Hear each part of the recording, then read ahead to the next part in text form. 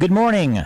You are listening to First Title National Real Estate Radio Show. I am your host, Doug Dennison, St. Augustine, Florida, the nation's oldest city at WFOY 1240 AM studios.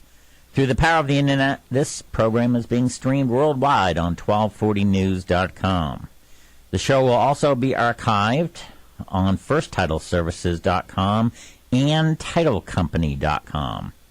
As First Title and Escrow Inc. are the sponsors of the program, they are a leading national title agency that covers approximately 40 states across the country.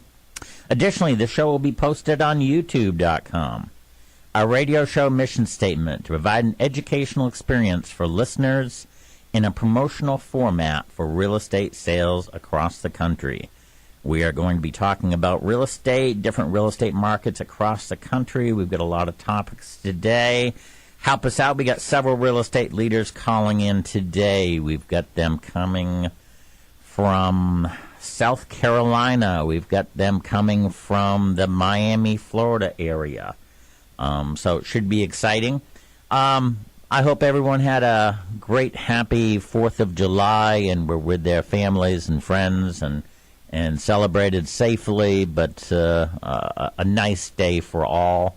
And we're back again in beautiful St. Augustine, Florida. The sun is shining. It's just such a beautiful day. Pleased to be broadcasting from here. Talking about the radio station, WFOY 1240 AM has branched out. I know last week they were working on the tower. And this week, the tower is up. It's higher. It's taller. And we are now broadcasting from an FM station besides 1240 AM.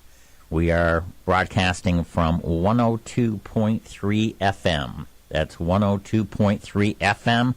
Pretty exciting. This FM station reaches out more to the south towards Daytona Beach, and more to the north towards Jacksonville, Florida.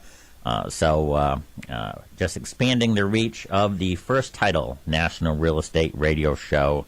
And again, we're broadcasting from St. Augustine, Florida, the nation's oldest city, at WFOY 1240 AM studios. The two guests we're going to have is Jim Gall. Jim Gall is the CEO of Auction Company of America down in Miami, although they work throughout the country. And we're also going to be finding out about REITs, R-E-I-T-S. And Brad Thomas plans to call in from Spartanburg, South Carolina. He is a guru in the REIT area, and we're looking forward to that. Couple things that found on the websites, and again, I like to go on to DS News a lot. DS News holds the 5-Star Conference each year. That's coming up in September. 4,000 to 5,000 people join for networking and for training, and to hear the newest and greatest from Dallas, Texas. And one of the things that came online 7/2/2013, a couple of days ago, says national home, from dsnews.com, national home prices in May increased 12.2 from years ago. That's pretty big. Hold on, we've got a caller. Good morning, you're on the air.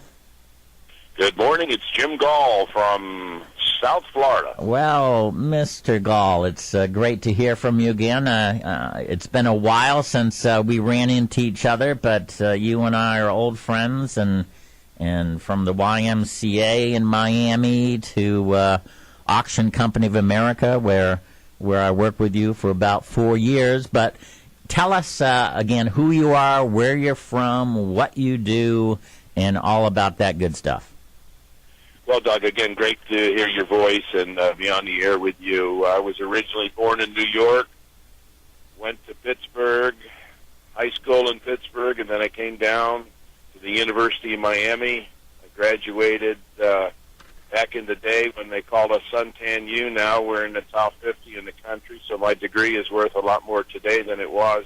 Isn't that back funny? then. Yes, that's true. And then, I started my own business doing business forms, office furniture, equipment, just kind of doing advertising specialties. I created the first Scratch and Sniff T-shirt. I learned marketing all over the world, and I just hadn't found my niche yet. And I prayed about it. I said, Lord, here I am. I graduated from the University of Miami with a degree in speech. I love antiques. I like fine art. I've been going to auctions. I've traveled the world. I've always been a salesman. I've always been a promoter. What should I do? And it was very clear. Auction school. So I went off to Missouri, in the Kansas City stockyards in 1979, February. It was freezing, but in 2 weeks, I was officially declared a colonel, which doesn't mean a whole lot because then you have to go out and find deals. And we got some breaks early on with the SBA and some other governmental organizations, and that's how the roots of Auction Company of America, based in Miami, Florida, auctioncompanyofamerica.com, was founded, and I've never looked back. Well, you have the #1 license in Florida. That I remember because I was there when that all happened, and I'm not exactly sure what year that would be. 19. Boy. I think it was 86. Okay. That's when Florida first established auction laws for auction companies and for auctioneers. So I was fortunate that we got the license #1 for the state of Florida, which we still hold, and then I have auctioneer's license #2 for the state of Florida, because that's a different license. Yes, it is. So two different licenses.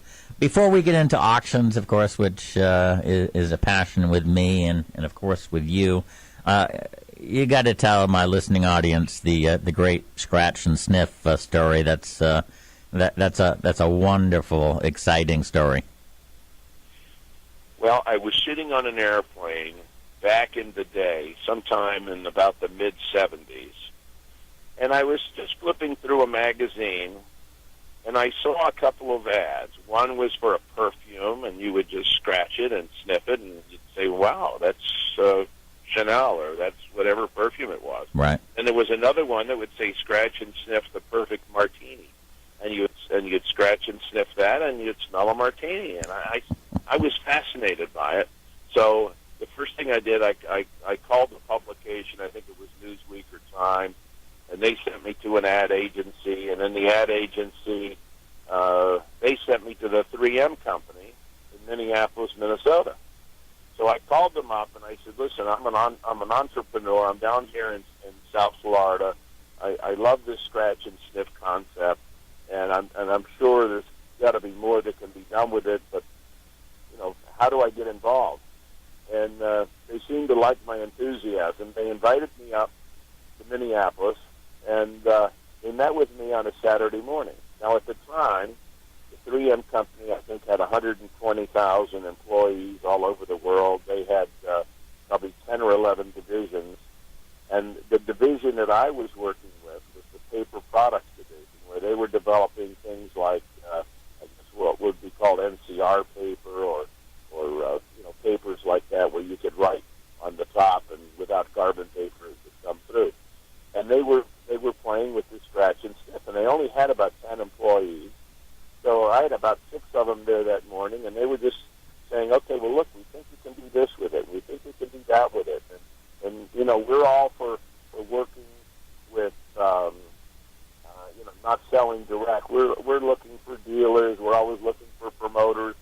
So we'll give you some samples and take them home and see what you can do with them. So at the time, I lived in Coral Gables, and I went to a Gulf station. And if you recall, way back in the day, they used to sell those little tin bug killers where you put your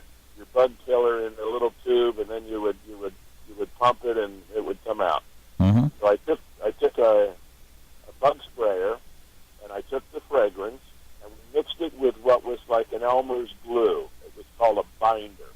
It was something that would hold the micro-encapsulated fragrance, much like you see when you take pills today. Things are encapsulated, and these were very tiny encapsulated pieces. Mm-hmm. And we started spraying shirts with the fragrance, and it might have been pizza, or it might have been strawberries, bananas, orange. They gave me different samples, and I put them in the oven. I baked them for about 10 minutes. The binder would adhere to the encapsulation. The water that was part of the encapsulation solution would, what's the word I want, would dry and evaporate, and we'd bring the shirt out, scratch it, and sure enough, there it was. It would smell like strawberry. Now, the trick was, how will this hold up in a washer and a dryer? Mm-hmm. We've done this for about a week, and it got to the point where we came up with a formula that a shirt could go through 10, 12, 14 washings, and you could still bring it out, and for a kid, he could still scratch it, and it would smell like strawberry. So we knew we had something. Tropic magazine put me on the cover. Back then, that was a section of the Miami Herald. Yep. You know, and Newsweek wrote about a king of the smellies, and I went all over the world. I did shows in Chicago, McCormick Place, in Las Vegas, New York, and sold the fragrance. Worked with Tropic Hogs, who at the time was the largest supplier of Disney shirts. They're no longer in business. That was many years ago, and it went up like a hula hoop and then came down. But it was a great marketing experience. But you are the king of promotion. So what did you do with the NFL Monday Night Football? Well, we had to come up with a name for this great product, and so for some of your viewers or some of your listeners will recall the great Howard Cosell. Yes. Who I still miss. Yes. As an announcer for boxing or football or anything else. And he used to say to Don Merida and to Frank Gifford, he would say, "Tell it like it is, Danny. Tell it like it is." And I heard that one night, and I said, "Wait a second. Smell it like it is." So that was the name of the company. We incorporated Smell It Like It Is Incorporated. And when they were coming down for a Monday Night Football game, I found a way to get to Howard Cosell. It was out at the Sonesta Beach Hotel. And I went into this bar where I heard that he always hung out. And Yep. He was sitting there with, I think his name was Bobby Betheridge. He was the player personnel guy of the Miami Dolphins. And I walked up to him, and I said, "Mr. Cosell, hi. You know, I'm Jim Gall. I'm a young entrepreneur, and I've got a company called Smell It Like It Is, and I brought you some gift shirts." And he got off of his stool, and he said to Bobby, just in his inimitable voice, "Bobby, do you believe that this young man would find me here at the Sonesta Beach Hotel having a drink?" And he went on, "What an honor it is, young man, that you would find me and bring this here and name this company." And I said, "Well," he said, "what else can I do for you?" I said, "Well, how about promoting them on Monday Night Football?" So this was a Sunday night. Right. Next thing, Alex Karras was on Monday Night Football wearing a Smell It Like It Is T-shirt. Unbelievable. That was a great promotion. That is a great promotion. Well, again, you're the king of promotion. You and I have done thousands of properties together. I was the auction project manager for a lot of first in the national auction field for government for the FDIC, and was thrilled for our time on that. But I'm looking at an article right here, the Miami Herald. It was posted on Sunday, June 30th, just a few days ago. And it says auction company thrives through ups and downs of economy. But the most exciting thing, because you have been, as you said, on front pages and a media darling for many, many, many years. But tell me about this new possible TV show that you will be involved in. Well, I was approached by a young lady about 6 months ago who said, listen, I'm with Peacock Productions, and I would like to meet you for lunch. We have some ideas. And I initially thought that it was to sell me an infomercial, which Yes. they would produce, I would pay for, Yep. and then I would pay to get it on the air. Yep. I met with her in Miami, and a quick meeting turned into a 2-hour lunch because she had vetted me. She knew the whole history of Jim Gall Auction Company of America. She knew the ups, she knew the downs, and she said, we feel that we can put together not a reality show. They like to use the term docu-series. So every time I say reality show, she always says to me, no, well, we're doing a docu-series. Docu-series. Okay. So I bought into it, and she and her crew started coming to some of our auctions because they have to put together what they call a sizzle reel, where they hit highlights of, like, my son and I, who's involved in the business, Jonathan. I did not know that. Interaction between us. Mm-hmm. Like, John, this picture needs to be over there. Well, Dad, we just spent 20 minutes putting it there. I don't care. I want it over there. They like that interaction. My daughter, who's going to be 8 in September. Wow.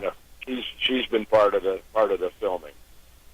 They love the interaction between, Pat Anderson, who's our general manager for 24 years now, and she certainly has lots of ideas and opinions and has been with the ups and downs of the business, so they like that interaction.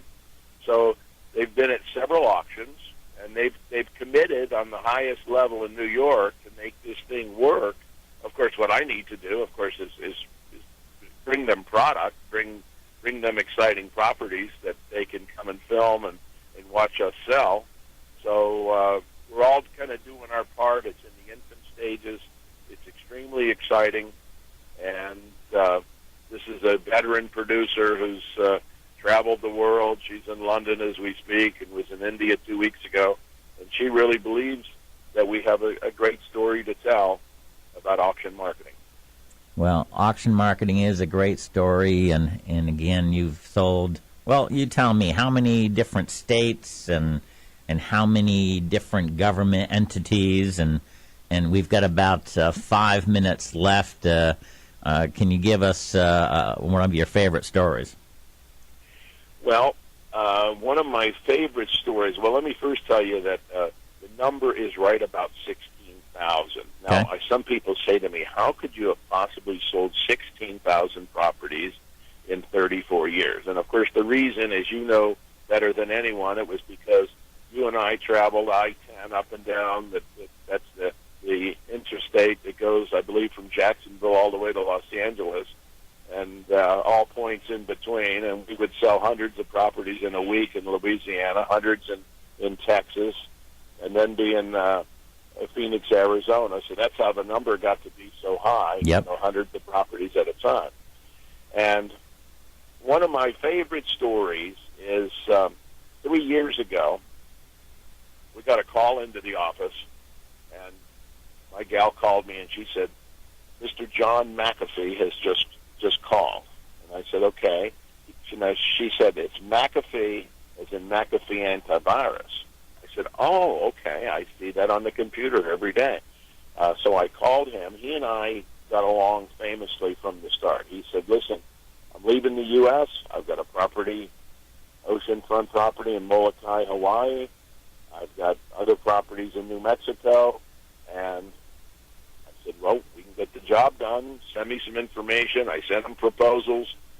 Suddenly the New York Times called. They wanted to know someone who had a lot of money who had lost money. I was doing an auction in Missouri on a marina.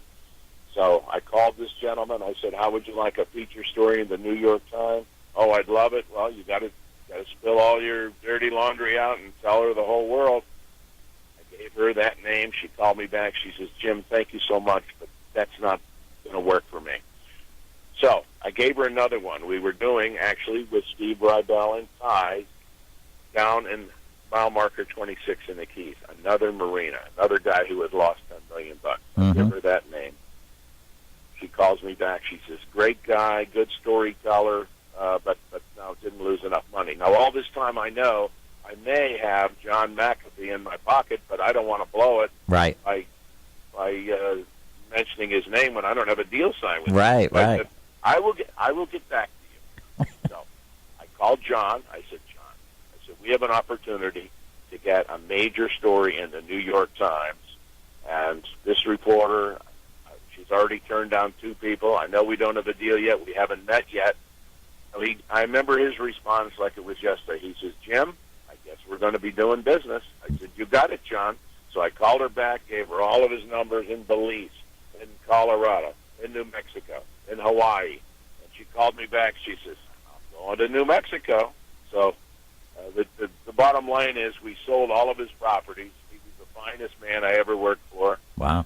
He invested $150,000 up front in us, just wired it to us. We never had a listing agreement. He gave me 8 powers of attorneys. I sold all the properties without him even being present. And that's a super auction success story. That is a great, great story. Jim, tell us how people can reach you for auctions across the country. Okay. It's easy. First of all, we're at auctioncompanyofamerica.com, auctioncompanyofamerica.com, all spelled out. Our toll-free number, 888-573-1616. My personal email, jgacoa@aol.com. And I never have a problem because I work 24/7, 7 days a week. My cell number, 305-775-0731. Have gavel, will travel. Have gavel, will travel. Jim Gall from Auction Company of America. Jim, thank you so much for calling in. You have a wonderful weekend, and I appreciate your time. God bless you and your family, Doug. You bet. Take care now. Bye-bye. All right, that was Jim Gall. Jim Gall of Auction Company of America, probably one of the greatest promoters I've ever met. His story about the scratch and sniff and having Howard Cosell get excited about his product and having Alex Karras wear the shirt is just one of the few amazing stories that I could talk to you about. And again, Jim Gall and I worked together for about 4 years, and I appreciated his time this morning. We've got, again, as I mentioned, we're gonna learn about REITs, and we've got a new caller that will be coming in right after the break, and you'll be excited. His name is Brad Thomas, and sharp guy, been interviewed by major media, just like Jim Gall. So we'll be hearing from him. Let's go for a quick break. All right, we are back. You are listening to the First Title National Real Estate Radio Show. We broadcast live every Friday from beautiful St. Augustine, Florida. And we just had Jim Gall, the chairman, CEO of and founder of Auction Company of America. And always a great interview, a great promoter, as I said.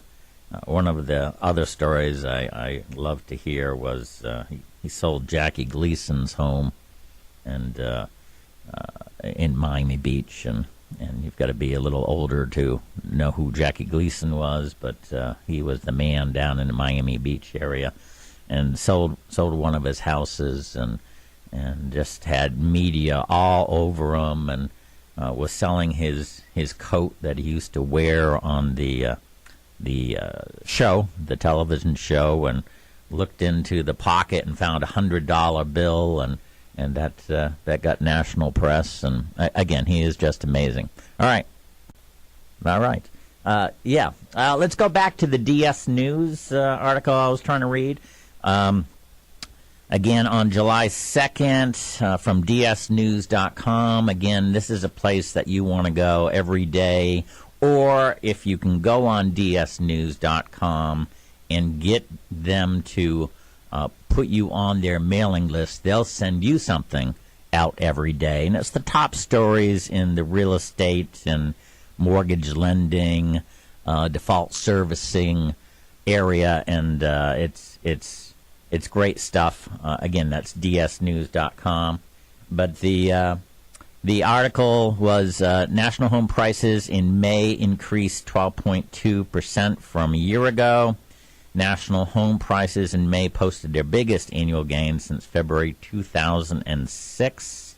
When including distressed sales, home prices shot up 12.2% year over year in May, marking the 15th straight month of increases, according to the data provider.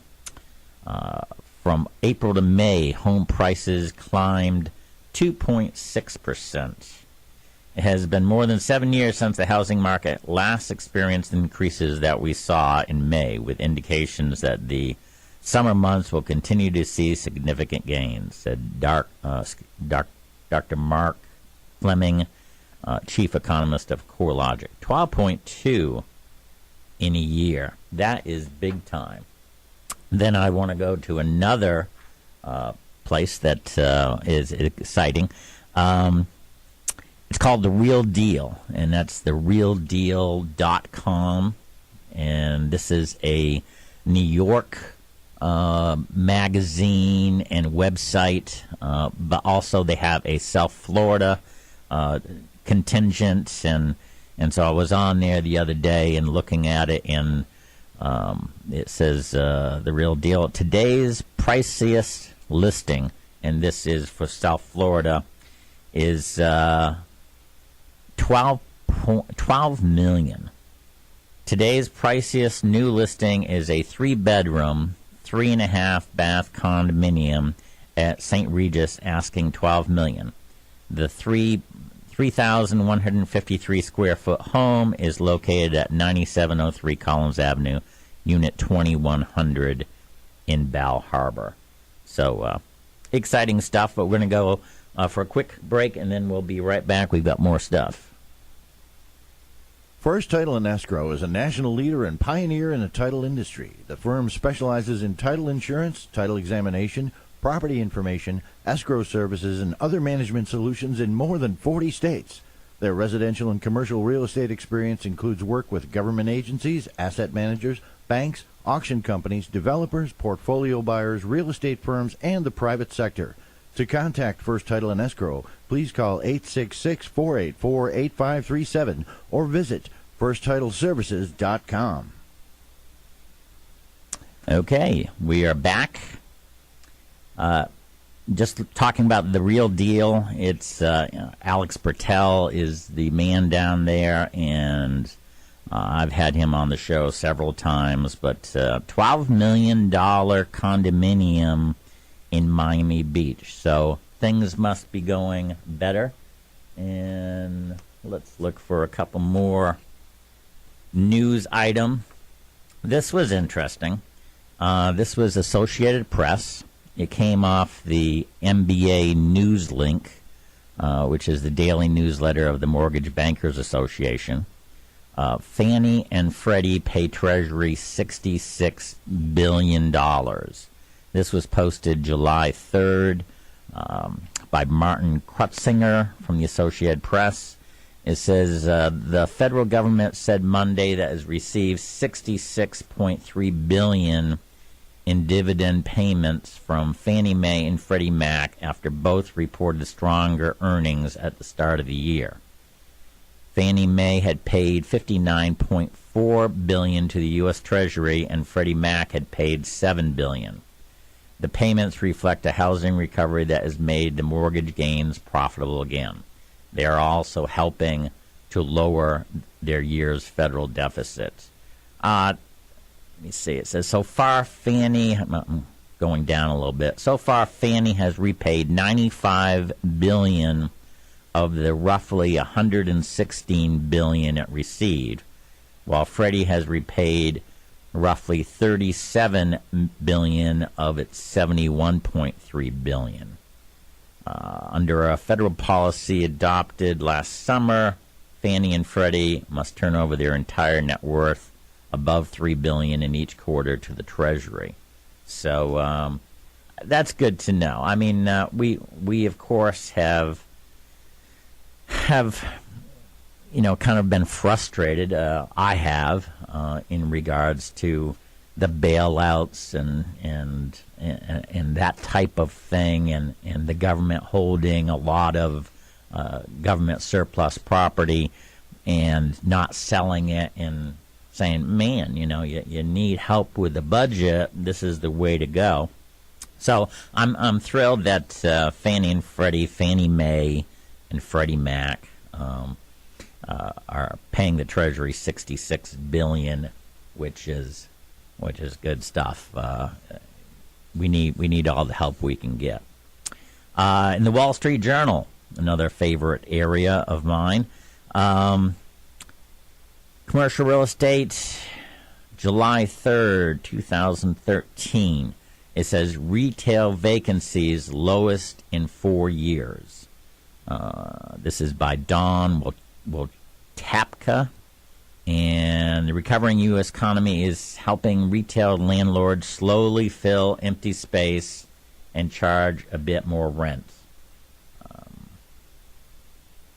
The average vacancy rate at U.S. retail property in the second quarter fell to its lowest level in more than 3 years to 10.5%, down from 10.6% in the first quarter, according to a report set to be released Wednesday by real estate research firm Reis Inc. That's REIS Inc. Asking rent increased to $19.19 a square foot from $19.13 square feet. The average vacancy rate at U.S. malls was at 8.3% at the end of the second quarter, the lowest rate in more than 4 years, and down from 8.9% 1 year ago. So we've talked about already that Fannie and Freddie paid $66 billion back into the United States budget from a loan bailout that they got. We also heard that national home prices in May increased 12.2 from a year ago, and that was from Esther Cho from DS News. And The Real Deal, which is a website, therealdeal.com, says that the priciest listing in the Miami, South Florida area is $12 million, and now retail vacancies lowest in 4 years. Retail vacancies lowest in 4 years, and that's Wall Street Journal by Don Tapka, and that was published on July 3rd. We'll get to a few more of these stories in just a bit, but when we talked to Jim Gall from Auction Company of America, one of the things that we never had a chance to talk about, because we could have been on the line for a couple hours, I think, but he was one of the first ones that really pushed to have real estate professionals get into the auction space by assisting. Now, we have a caller. Good morning. You're on the air. Hey, Doug. Brad Thomas. Hey, Brad. Well, thank you so much for calling on this Friday, and tell our listeners, if you would, who you are, where you're from, and what do you do, sir? Absolutely. I am, of course, Brad Thomas, and I work at Gall Realty in Atlanta, Georgia. I'm director of the Capital Markets program there. I also write for several publications, including Seeking Alpha, The Street, Forbes, Forbes.com, and The Motley Fool. Been writing for a couple years now, and I guess my focus area in terms of my writing is real estate investment trusts, which, of course, are REITs. Well, not many people know what a REIT is unless they are way up in the real estate chain. They don't usually work with REITs. Again, there's hundreds and thousands of real estate people across the country. But Tell us a little bit more about what a REIT is, and how did you get involved in becoming really a REIT guru, if I can say that. Well, I've been called worse, and I appreciate that. I assume that's a compliment, Doug. Absolutely. Well, I'll start with the second part of the question. I started in real estate right out of college, which has been at least 2 decades ago, so I started really more in the brokerage side of the business, commercial real estate business, which was kind of a natural gravitation for me to get into development. So back in the early 90s, I had a career in development and primarily focused on shopping centers and a lot of single-tenant properties, and did some industrial and office. So I really got to experience a lot of different asset sectors. And obviously in development, you kind of cover all the bases in terms of the leasing, the acquisitions, permitting, financing, valuations, capital markets. So really got a lot of broad experience in development. And then around 2000, and I guess prior to the recession, I had worked for a number of companies. I was a partner in one business, one development company, and I had also worked with some other companies that were, none of which were public companies. They were, I guess, more specifically probably private REITs. And after going through a recession, I saw that there really wasn't a whole lot of capital. As you know, it just dried up. Yep. And so I started to really gravitate. A lot of my clients really were institutional investors or REITs, and I started, for whatever reason, I think more of a hobby, frankly, just started to write about a lot of the REITs in the market, and really trying to help average investors understanding exactly what a REIT is, why should you invest in a REIT. Mm-hmm. And so frankly, that hobby has now turned into a career for me. I cover quite a few REITs, and to your previous question, there are around 140 equity REITs today. There are around 30, north of 30 mortgage REITs.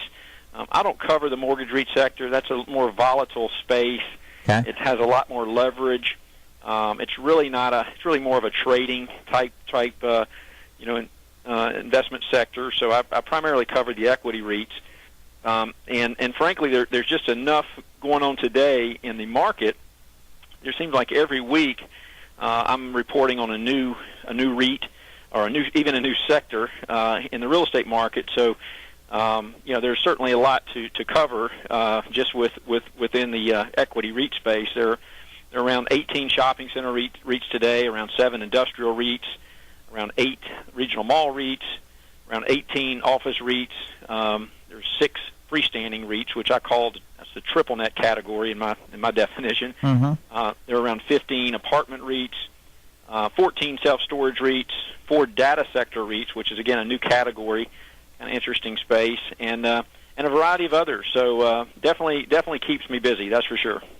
Well, you and I hooked up 4 or 5 days ago. I think we connected and we had a chance to talk. It was kind of a day that was in this week a little bit slower because of the holidays or whatever, and had a chance to talk to you offline for I guess 30 or 40 minutes. So it was real nice. And I got on your website and there's a picture of you and Donald Trump. How did that get involved? And that's a pretty nice promotional picture for you. Well, thank you. And first of all, if you did mention the 4th, I'm actually down in Charleston, South Carolina today, and as soon as we hang up, I'm going to be taking my kids out to the beach. So I do have 5 kids too, and I should have mentioned earlier that in addition to covering all the REITs, I do have 5 children, and that's a pretty big responsibility as well. But back to your point with Mr. Trump, I actually read the book, one of his first books called The Art of the Deal back in actually I guess it was the late 80s or early 90s. Yep. That was just a fantastic book. I mean, obviously Mr. Trump's got a great reputation, and a lot of people, everybody knows him. And so about a year or 2 ago, I'm up in New York a good bit. In addition to writing, I think I mentioned for Seeking Alpha, I also spent a lot of time writing for The Street, which is based in New York. So I get up there a good bit, interviewing a lot of the management teams, of REIT management teams. Mm-hmm. And so, I had an opportunity to meet with Mr. Trump, about over a year ago, and we've had several meetings since. And I really looked to him for advice. He's got a lot of, obviously, a pretty significant, pretty deep knowledge of real estate, commercial real estate, and it's interesting because I spent a lot of time interviewing a lot of the public REIT CEOs, and I just don't have, a lot of contacts in the private side. And I felt like Mr. Trump is obviously one of the best out there. So, I really enjoy the time that I spend with him and really covering his business. And I've learned a lot from him. So he certainly has been a mentor to me. Nice. And we all need mentors for sure. And looks like you're doing really good. While I get your email, it's called the blog update, the Intelligent REIT Investor. Yes. Good stuff, and it comes out. Does it come out 3 or 4 times a week, or what is? How often does it come out, Brad? I know you're with your family, and you can't do this all the time. So how do you do that? Well, actually, I do have a wife who's very supporting, and my children, and that helps me write. I write about an article every day. Okay. Believe it or not, I was looking at I guess my stats for June. And, I think I wrote more. Well, actually, I had more page views, and these are free page views. So you go to Seeking Alpha, you can type my name in, The Street, or Forbes.com, and, so I usually write at least an article a day on one of those sites. Okay. That generates around, I think in June, I had over 400,000 page views of content. Now, I have a newsletter that I just launched, which is a monthly newsletter, and you can access that on my website, The Intelligent REIT Investor. So most people are familiar with The Intelligent Investor, which is Ben Graham's famous book, and I do write a lot about his principles and his valuation metrics, and so that's essentially how I crafted the name of my company, called The Intelligent REIT Investor. So you can access that online. Well, very good, and I got an email today with the top, I think, 10 stories of what's happening in the REIT world and the investor world. And you had a story that was titled "The REIT Glass Half Full or Half Empty." Can you share some of that insight and let our listeners know what you're thinking? Sure. It's anybody who's invested in not only REITs but any dividend stock over the last 30 days. You've seen the volatility in the markets, and essentially that boils down to a lot of fear out there with regard to rising interest rates. So any stock or any securities that has a possibility of rising interest rate in a rising interest rate environment, that's certainly impacted REITs. So we saw a correction in the REIT markets over the last 30 days or so. And so it's interesting because I try to go out and educate the average investor in terms of the REIT space, and what I see happen over the last 30 days when Bernanke has gone out now twice and talking about potential for quantitative easing pullback. So that has created again this fear, which has created a pullback in the market. I frankly see this as a significant buying opportunity today. REITs were trading at fairly high multiples in the earlier part of this summer. So now what I'm seeing is, my half full perspective, if you will, yep, is that it's a good time to buy REITs today. That there are some good prices out there today, and in fact, I would even argue that because we've had a pullback, I think it's been a little bit untimed. And I think there are a lot of opportunities today in terms of buying REITs. Some are still fearful about real estate and the potential for rising interest rates. And even when rates do rise, I think that's going to mean a good thing for REIT investors. And that being that it means that employment is going to be better. It means that consumers are going to be spending money. So I think we'll see that when interest rates rise, that's only going to rise when we see the economy starting to improve. And when the economy improves, again, I think that's going to be good for real estate because it's going to help these facilities that are renting to a lot of the larger corporations today. So I definitely recommend that investors should consider investing in real estate, not only in private as well as public companies. So that was essentially what this article was about. Well, it was a great article. I scanned it because I was getting ready for the radio show, and I did see it. I wanted you to give us a little tidbit on it. So, if you are an real estate investor out there, and you might be a person that's got a second home, it might be somebody that bought 4 or 5 fixer-uppers and is using that, or you may be a big corporate investor in shopping centers and that kind of thing. How do you find out more about REITs? Where do you go? Are you the man that people should go to? And so if they would read your daily blog updates, and information on Forbes, is that the way to go, or is there another place, an organization that they could perhaps get more information? Sure, there is, and I think there are a number of places. Starting with, there's an organization called NAREIT, which is National Association of Real Estate Investment Trusts, and that's acronym NAREIT. You can go to that website. As well as there's another site called SNL Financial. It's not a free site, but I do get a lot of my information there. Okay. And then again, I think the opportunity and really the niche that I feel like was needed, there's not an abundance amount of opportunity out there. And really, what I try to promote is giving investors some actionable information, things that they could could buy right there today or sell today. So I try to create really actionable content for investors. And again, I have a free website, and you can go to there's a number of good writers for these sites. In addition, I'm not the only writer on Seeking Alpha for REITs. I do happen to lead that category as well as the finance category, but there's some other really good writers out there. Same thing at the street. So. Then Brad, I think you are the go-to man. So how do people contact you? How can they get on your website? How can they get your blog? Give us that information, Brad.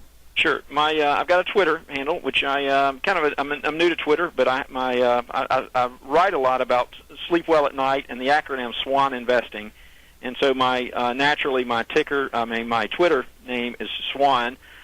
SWAN _investor, and again, you can reach me on my website as well, or on any of these other blogs. I mean, especially Seeking Alpha's got a pretty actionable site where there's a lot of information, and I've met a lot of people on Seeking Alpha, so that would be a great site to contact me as well. Give us your website one more time, if you would. Sure, absolutely. It's www.theintelligentreinvestor.com. Well, Brad, thank you so much for taking the time out on your family vacation. You got 5 kids. They want to go to the beach, so get out there. But again, I appreciate you calling in today, and I look forward to doing more interviews with you down the road. Sounds good, Doug. Thanks so much. Have a good weekend. You bet. Take care. Bye-bye. All right. That was Brad Thomas from the Intelligent REIT Investor, talking about REITs, real estate investment trust. Again, I just met the guy over the phone, 4 or 5 days ago, whatever it was, and enjoyed talking with him. And then when I start getting into all the different things that he has done and what he is writing for The Street, Seeking Alpha, Forbes.com, and The Motley Fool, and he's been on Fox Business News, the Commercial Real Estate Show, NPR. So he is the man on the REIT side. So please contact him if you'd like more information. Also, Jim Gall from Auction Company of America. 2 great interviews today. And both of those individuals took time out of their family time to call in on a July 5th, the day after our big holidays. So thank you, gentlemen, Jim and Brad. We'll be back next week, and thank you.